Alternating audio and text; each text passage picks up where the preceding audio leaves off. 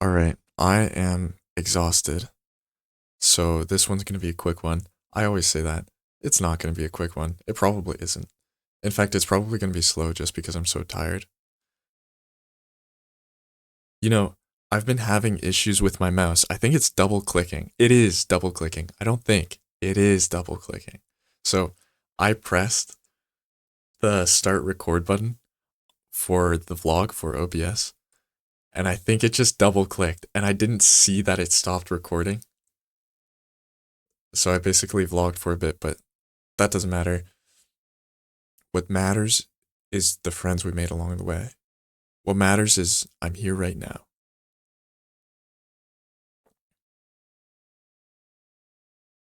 Damn, I remember what I was gonna say too. Okay, so I have a note right beside me of what I should say, and then I just remembered there was this one thing that I didn't want to forget. Oh damn. Yes, that I didn't want to forget. I'll probably have to mention it right now just so that I don't forget it in the future. But okay, yeah, I'll mention it and then I'll sidetrack and then I'll go back to it. So, what I was going to talk about is getting nervous, public speaking. You get nervous for public speaking and even just asking questions. Okay, sidetrack, tangent. I got cut. My finger got cut. Not just any cut, though. I got a cardboard cut. Cardboard cuts are actually a thing. I didn't know this until probably 2 years ago. I think it was around 2 years ago where I got my first cardboard cut. Yay! Way worse. It's basically paper cut, except deeper because cardboard is way stronger, way thicker too. So it's just going to be a nasty paper cut. I was considering I used to not wear band-aids because it was like, really? I'm a child. I'm 5 years old. I have to wear a band-aid for this, but it helps with healing. I don't want it to get infected. It's really not much of an. You're not. What's the formal word for this? You're not soft if you wear a band-aid. That's just taking care of yourself. It's not being it be it's prudent. It it wouldn't be idiotic, but it just wouldn't be smart to not wear a band-aid in the general sense because band-aids actually help.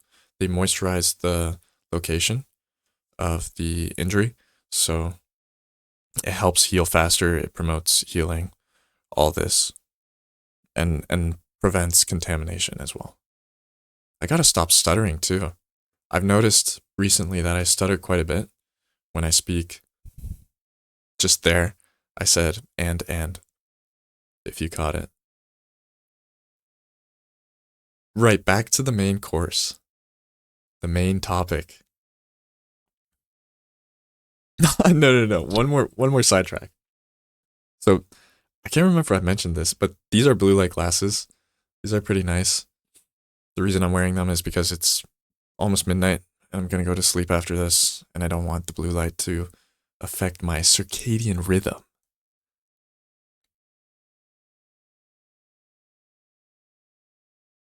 I like these glasses.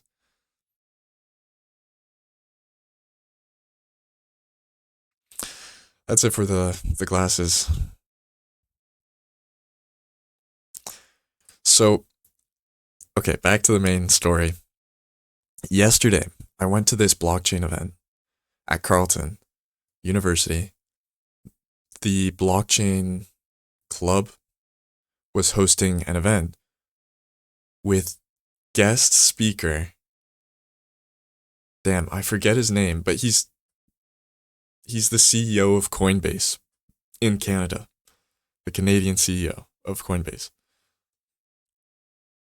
He's pretty cool. It didn't seem like he was a CEO, but the way he spoke, you could tell he was really articulate. He was very confident. He had done this not that hundreds of times. He was a really good speaker, and He didn't stumble over his words. You could not tell. It didn't seem like he was nervous. He was pretty relaxed when he did the presentation itself. He sat down and he just spoke and talked about the slides that were up there and answered questions if people put up their hand. So it was a more informal, relaxed setting anyways. But regardless, if I was in that position, I'd be stuttering, my heart would be pounding that entire hour, those entire 2 hours. It'd be a nightmare. I don't know how profs do it, professors at universities. When you're the first time you give a lecture, you must be so petrified. You're you're the one teaching 200 plus students. I mean, depending on the lecture hall, but the lecture halls that I'm thinking of, they can fit easily 200 students. And you're lecturing, you're telling them, you're explaining them how to do this. And you cannot be wrong. If you mess up, somebody's going to catch you. Somebody's going to catch you with their pants, with your pants down, with their pants down, with both of your pants down. Oh man. I had one prof. so so this is wild in itself. The story is just wild. The situation. I was at Waterloo originally. So the reason I usually don't mention Waterloo. I don't like Waterloo and I don't like to mention Waterloo because people they always ask, "Oh, why did you switch over to Carleton?" The reason because you're probably asking. So when I was at Waterloo, I applied for computer science. I got deferred to math. I applied for math anyways because that was the main objective. I liked math in high school, and so I thought I'd like math in university. And I took math. I did the first term, and I hated it. I hated math. I hated all my I hated all my subjects because they were so intense, they were so difficult, but math was so abstract. It was it was just proofs. And I hated proofs because that was just English. There was no to me there's no formula to it. You just have to have this intuition on how to do it. There's no way you can really practice proofs. Like you can't get good at algebra proofs. You just have to do a bunch of them and then I guess at some point you'll be good enough to do an algebra proof. But every proof they show you, just because you can do one proof doesn't mean you can do another proof. So it's so hard to train. It's so hard to practice that. I didn't like them and formulating it and formulating it so that you're able to present because you have to present it in a formal way so that you don't lose marks on any places. So if you forget to say assume this, then you lose marks. I mean, now it sounds basic. Like obviously I wouldn't forget to say assume, but there's a lot of nuances that you get into when you start doing a math course. I hated math in university. I was really disappointed because I thought I liked math my entire life. I had a really good prof, a really good teacher in grade 3, Mr. View. He is my favorite teacher out of all the profs, out of all the teachers that I've had. He is my favorite teacher all time. He made such a massive impact on me. I still appreciate math. I just the proofs really left a sour taste in my mouth. In my mouth. Left a sour impression. But okay, so I did I did math, of course, I was a math major, but in Waterloo they have you do the same courses as a computer science student in the first term, in the first year, actually. So I was basically a computer science student as well in Waterloo. So I had to take two computer science courses, more math courses than computer science. But still, the one computer science course that I took though, I really enjoyed it. It was nice. I mean, it was difficult. It was very difficult, but I really appreciated computer science. And before then, in high school, I started messing around with Python, but I never really did anything serious. I didn't, I thought this is too advanced for me. I'll only do this once it's taught to me. It has to be taught to me for me to understand. But no, at Waterloo, everything's self-taught. I hear so people in Carleton complain that some of the courses are basically just self-taught, but at Waterloo, that was the entire thing. I could bash about Waterloo the entire day, but one last thing I'll mention. One of the courses, okay, two more things. One of the courses that I had, the prof, first day, he said, I'm not going to be teaching in this class. The lectures will be office hours, and you will have to teach yourself on your own. That is all. What kind of course is that? To me, that just spoke of laziness, pure laziness. You don't want to teach the content? Ridiculous. I think that was something different. He was very direct in the fact that I'm not teaching you anything. But all of the other courses were like that. They didn't explicitly say it, but you come to terms with it quite quickly. The fact that you're somewhat being taught. You're being taught examples of how to do things, but really it's just office hours. It's just supplementary exercises that you're trying to understand. But really, you have to do all the heavy lifting and learn by yourself. Understand all the content by yourself.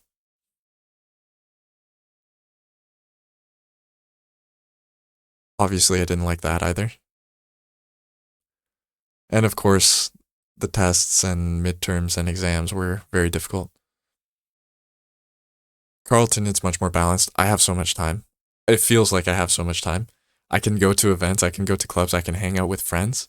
I don't have to be studying 24/7. Sure, I have to do 3 assignments. Yeah, I have like 3 things, 4 things due on Sunday, but they're lighter compared to what it was in Waterloo. So I don't complain. Okay, right. So the whole tangent, the whole reason I started mentioning Waterloo.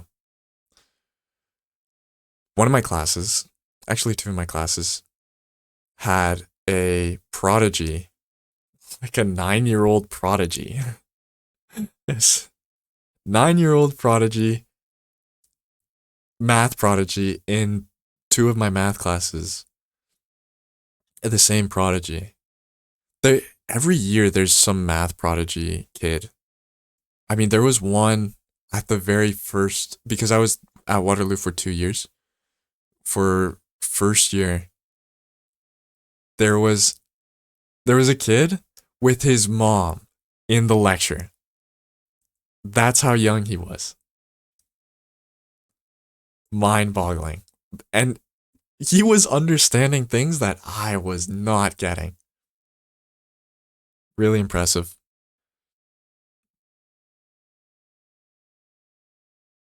A lot of it is hard work too. No, a lot of it is just intelligence. Just pure IQ. But of course there's hard work to back it up. So, back to the main story. Once again, the 9-year-old prodigy in my two classes, one of the classes, he would correct the prof every single class. So every time you saw him raise his hand, you knew there was an error on the board. And it was always a game of trying to find the error first before the kid got called upon and said the error, said what the error was. And he was always right. There was no time where he put up his hand, the prof called on him, he said what he had an issue with, and the prof said, no, actually, it's this. Actually, no, that might have happened like once. But once of the every lecture, at least once every lecture. So it was more than just once every lecture. It was nasty. That kid, insane. Talked with him very briefly. I think he was a bit scared of me, honestly. I was very outgoing. He was just a shy kid, too. He was just like doing his own thing. I was shy when I was 9 years old. Anyways, why do I mention that? Why do I mention that? Right, I could not imagine being a prof, university, in front of 200 plus people. Just speaking in front of 200 plus people. Jeez. Nerve wracking. You have to have a lot of practice. And I honestly wish I had more practice with that. I wanted to put myself in that position. There's a volunteer position in Carleton for the computer science, for the science majors. You can apply to be a representative of the Student Science Success Center, SSSC. They basically help with tutoring or any problems you have with scheduling, just an academic advisor for science. Students in science. Wanted to volunteer for that because one of the roles you had to do was go in front of the class and say all these events that are going to happen with that the SSSC is hosting. I thought I'd be very engaging. I thought I'd be concise as well. I thought I would be, not I think, I would be. I would be incredibly concise. I'd be so captivating within less than 30 seconds of speaking. I'd make a point, I'd make a strong point, and I'd be convincing. I thought it out. There was a mini interview that you had to go through, and I thought that interview out, and I positioned my words. I articulated my words. I formulated my words in such a way that if I was listening to this speech, this little announcement, I would be convinced to go to the SSSC. But I was not elected. I was not accepted as a representative. I think it's their loss. I would have gotten a lot of people to come to the SSSC. I would have been a valuable asset. But you know what? Fair enough. It's for the best. I didn't want to do it anyways. Man, what am I saying? What am I on? I haven't even gotten to the main point. Blockchain event, CEO of Coinbase Canada. So I invited my friend to go. I invited two of my friends to go. One of my friends, sure, I'll just say his name. Okay, so one of my friends, Thomas, I was just debating whether I should say his name, dox him in real life. I should say his address as well. You know what, I'll just say his credit card number. Credit card number on the screen right now. In the description. like and subscribe for more credit card reveals, more PIN numbers. PIN numbers. That's just redundant. PIN stands for the N in PIN stands for number. Try not to get sidetracked video impossible. So two of my friends, the other friend was Will. I've already said this. I would say Will is my best friend. It's not even close. The way we connect on so many things. It was instant too. I mean, I already mentioned Will in past videos, so I'll try to keep it short. So we're really close.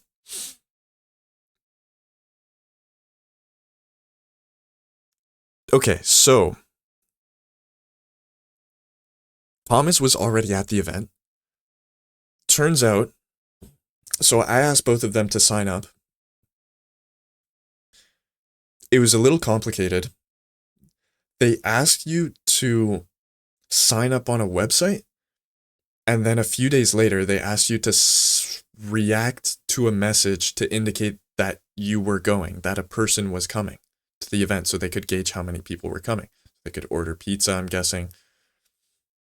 But I was thinking, oh, actually, if you just, so I didn't even need to sign up for the event on the website. Like, what was the point of that if I can just react to this, and I can prove that I reacted to it because I can show my username under the reaction.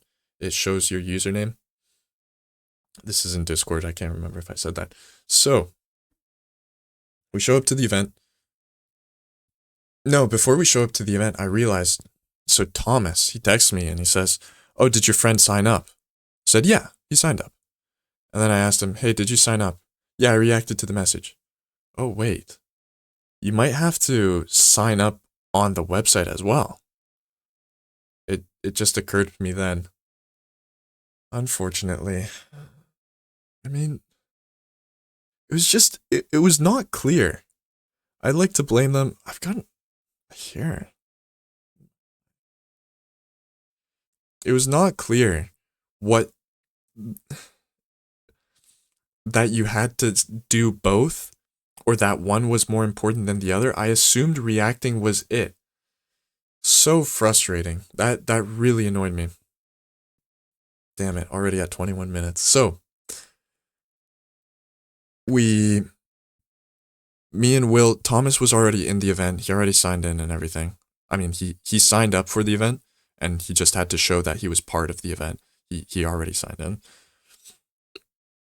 He already registered. So I was convinced I could get Will in, even though he just reacted. So we go up to the event, and the event coordinator admin says, all right, what's your name? Felipe. All right, what's your name? Will. Types in Felipe. Sees, how do you spell Felipe? And so on. I hate that. I hate making mumbling sounds. Okay. Focus. Then he asks, all right, Will? I can't see Will here. Yeah, he just reacted to the message, but I assumed that would be fine because you said that would be okay. You asked for that. Oh no, you needed to sign up on the website.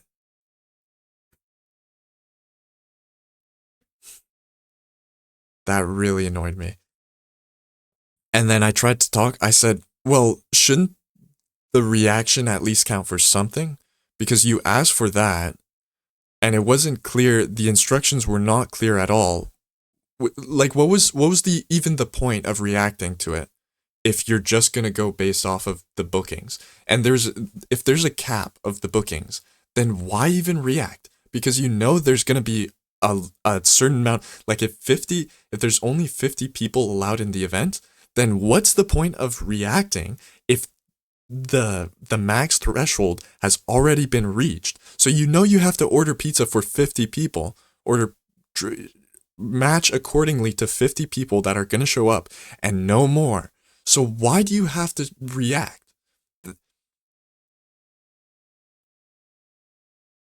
That really upset me. That was so annoying. Honestly, still mad. It took me a while to get over that. I was in the event and I was fuming. I was really upset. No, it's just it's ridiculous. It's unacceptable that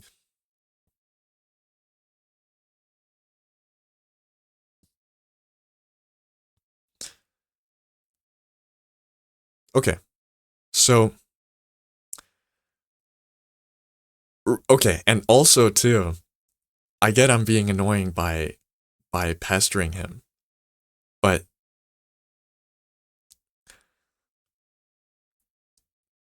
within seconds, as soon as I mentioned this reaction, well, he at least reacted to it. He completely ignores me.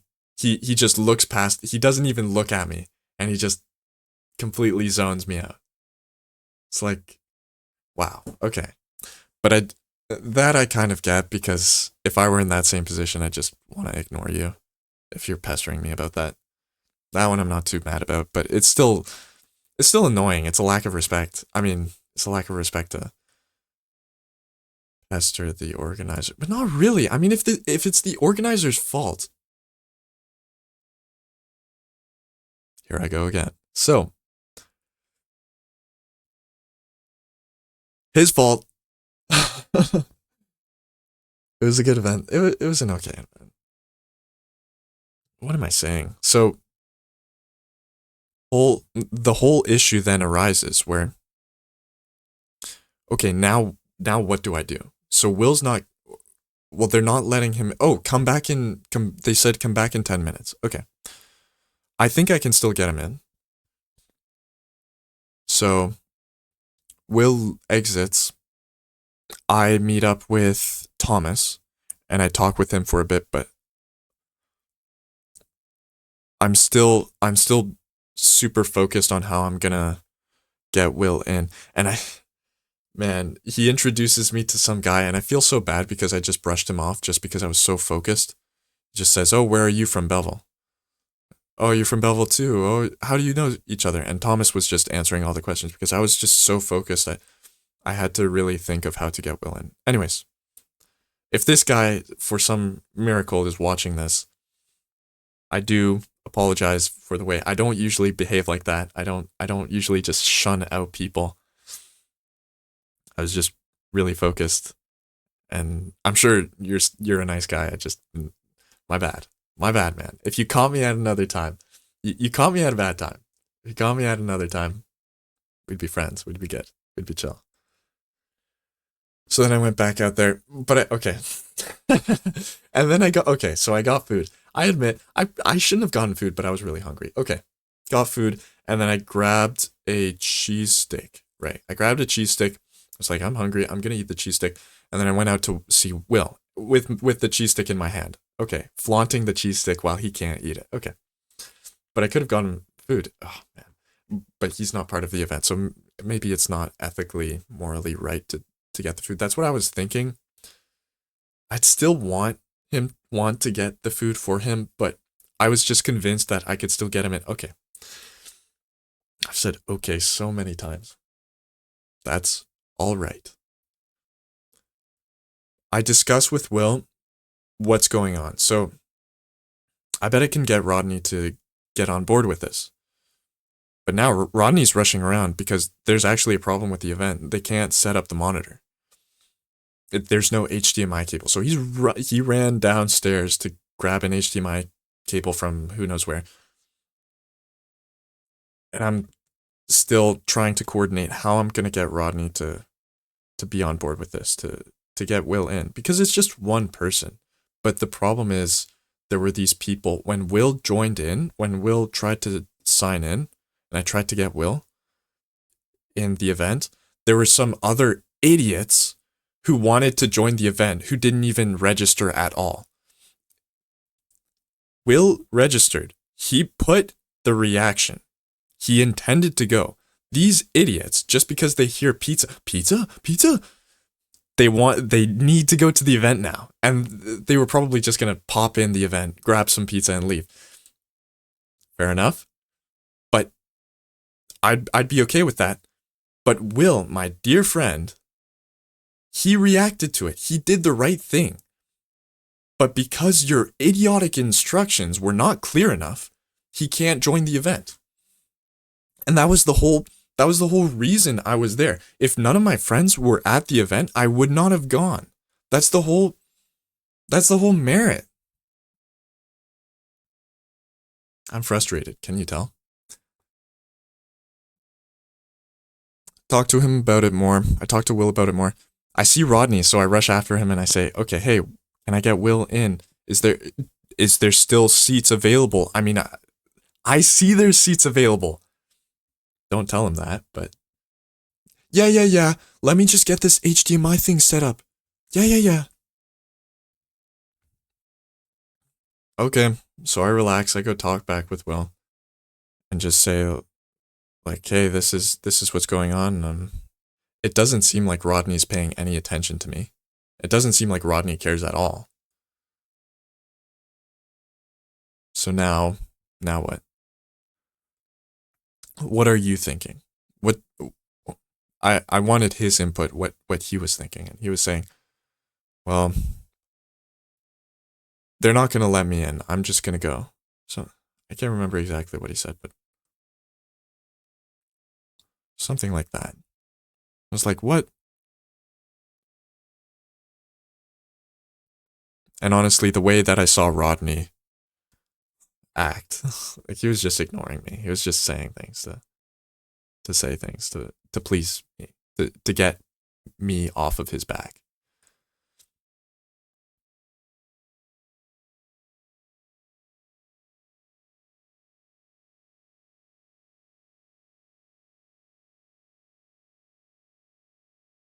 Yeah, at that point I'm like, you're probably right. I don't want to make you wait here. So you should go. You should leave and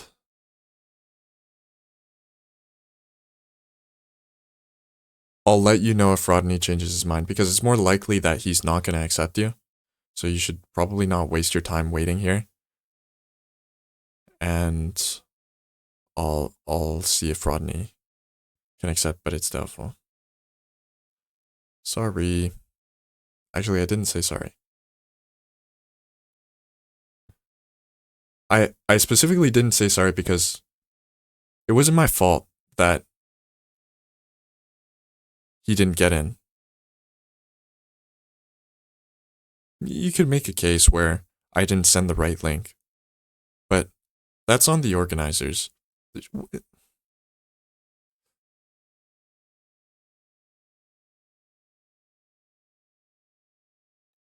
Okay, so then he leaves or he starts leaving. Then I realize something's off. That he didn't he looked somewhat he looked disappointed. I mean, I would expect that too if I couldn't make it into the event. But he left his phone on the table, and it was really strange to me that he just completely forgot about his phone. So I could tell he was upset, or it meant more to him than I initially thought. I could just tell something was wrong. So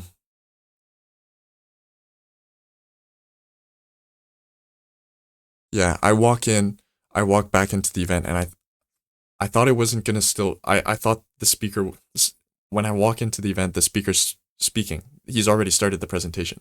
I thought I still had time to get Rodney on board with getting Will into the event, but no, that was it. And Rodney, man, Rodney, I get it. He's stressed. He's the admin. I shouldn't be mad at him. It just frustrates me. It's just one person. I think I maybe could have snuck him in, and Rodney, really, realistically, what is Rodney gonna do? Is he really gonna say, you can't have him here? I'm just gonna push back and just cause a scene. Make it even worse for him, honestly. There were a lot of ways I could have gotten Will in. And now that I have the hindsight of it, now that I have more thought behind it, right, this is what I wrote down in my note. Could have gotten Will into the event. So according to the book that I've read called Never Split the Difference by Chris Voss, highly recommend it. He actually had a podcast, a little podcast episode with Jordan Peterson. Jordan Peterson hosted him or had him on as a guest. He's a hostage negotiator, so he's incredibly good at negotiating, and he has to get his way because he's a hostage negotiator. He can't just split the difference and, yeah, actually, you keep two of the children, and I'll take 4 of the children. That's all right. That's fine by me. No, you have to get all of the children out safely on your terms. So one of the things he says is you acknowledge how they feel. And this is the strategy that I would have come up with based off of the what I've learned from his book. You're probably really stressed about this event going well, doing all the administration and making sure you don't run out of seats. So this is addressed to Rodney. What is the issue with having Will here? How can we work towards remedying this situation of letting Will join, letting Will participate in his first blockchain meet? We really wanted to both attend this event because we thought it would be enjoyable and we were really excited for this. That would be what I say. And a lot of my responses would just be contingent upon what he says. Basically, being a psychiatrist, being a psychiatrist and saying, why do you feel that way? What about it is the issue? And as you continue asking these what questions, these non-invasive, if you say why is very invasive. People don't like why. But if you say what, it's more curiosity and it's not aggressive. It's not nearly as aggressive as why. So try not to say why, try to frame it in a what question. That's a big takeaway that I've had from that book too. I think I could have gone. The thing is too, Rodney was really stressed about it, of getting everything working perfectly. You could tell that he was, even during the event, he was stressed and he was like panicking, freaking out, anxious. So I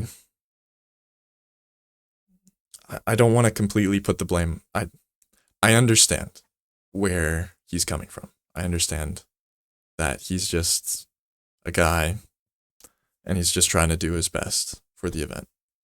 But there was also a girl who was signing in people, and I think I could have talked to her and at least gotten her on board, but she would have had to ask Rodney or something.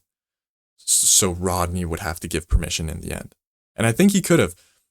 He would have, but he just kept on delaying it. He didn't give a no, which meant that I could have pressed more, but he also never really acknowledged it. So it kind of felt like he was saying no indirectly as well. Regardless, I think with that approach, with the Chris Voss approach, never split the difference, I could have been much more successful, and I could have gotten Will in. I mean, even sneaking him in, not even sneaking him in, just directly bringing him in and saying to Rodney, what are you going to do about it? I'm going to cause a scene if you don't let him in. Just let him in. It's one person. I won't cause a scene. Like basically threaten him. But it was that, and then get banned from every future club event.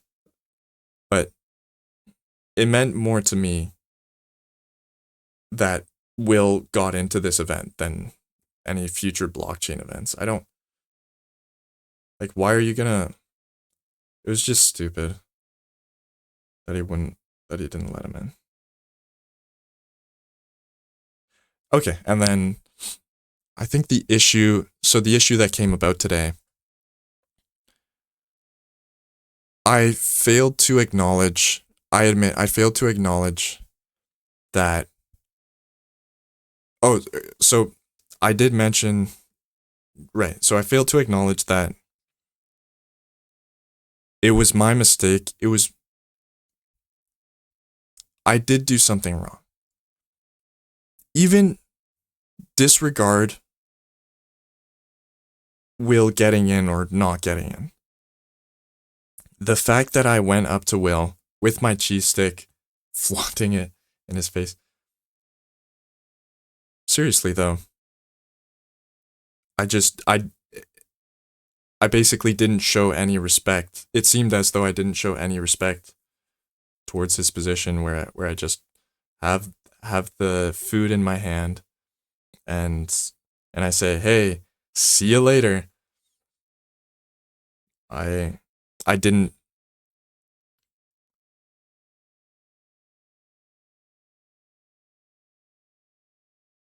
I was not acknowledging his situation. It seemed as though I didn't acknowledge his situation.